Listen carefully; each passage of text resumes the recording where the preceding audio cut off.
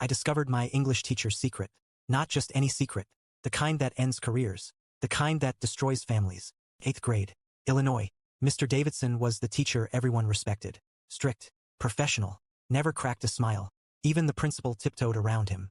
Until the day I walked into his office. I knocked 3 times. No answer. The door was cracked open, so I pushed it. He was facing away from me, glued to his computer screen. Didn't hear me come in. On the screen was a woman, wearing, not much. I froze. Not because of what she was wearing. Because I knew her. Mrs. Davidson. She'd handed out apples from their farm at last year's parent-teacher conference. He spun around. His face went from normal to crimson in half a second. He scrambled to shut the monitor and knocked over his coffee. Brown liquid flooded papers everywhere. What the F? He caught himself, swallowing the last word. His eyes went from shock to rage to something else. Fear. Deeper fear. You saw nothing. Not a question. An order. I saw nothing. My voice sounded like someone else's. Get out. I got out. The next 3 months were hell. Every time he called my name in class, eyes burned into me. Every essay I turned out came back with 3 times the normal comments, all picking fights. Midterms. First D of my life. I couldn't tell my mom. How? Hey mom. My grades are tanking because I caught my married English teacher looking at his wife's thirst traps. But here's the thing about secrets. Holding one is like gripping a knife. Squeeze too hard, you bleed. I started watching him. In class, when he looked at me, I saw something new mixed in with the hate. Fear? Suspicion? Guilt? One morning, he walked past my desk. I smelled alcohol on him. 10 a.m. The Friday before Thanksgiving, the school threw its annual party. I didn't go. Hid in the library, scrolling my phone. Then a text came. Unknown number. Parking lot behind gym. Something you need to see. I went. Stupid. But IW.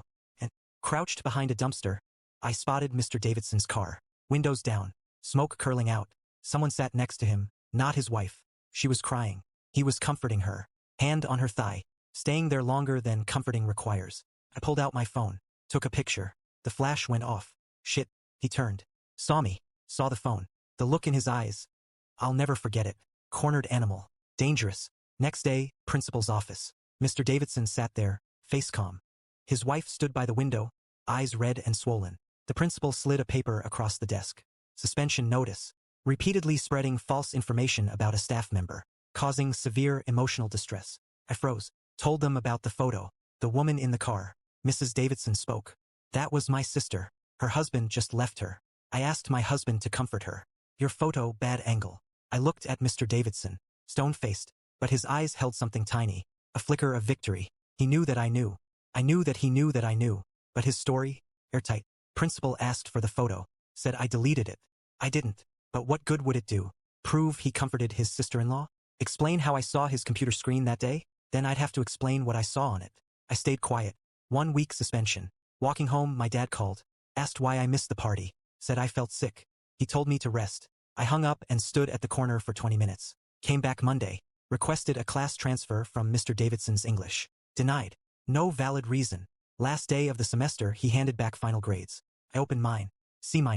Barely passing. He packed up, walked past my desk, and stopped. Bent down.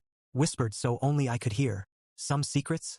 By the time you know them, you've already lost. Then he was gone. I looked at the grade sheet again. On the back, in pencil. I bet you kept that photo. Hold on to it. Post it when I'm dead. Or when you learn what respect means. I still have that photo. Not because I'll ever post it. Because every time I see it, I remember one thing. There are 2 kinds of secrets in this world. The ones you don't know. And the ones you think you know but don't understand at all. The second kind? Way more dangerous.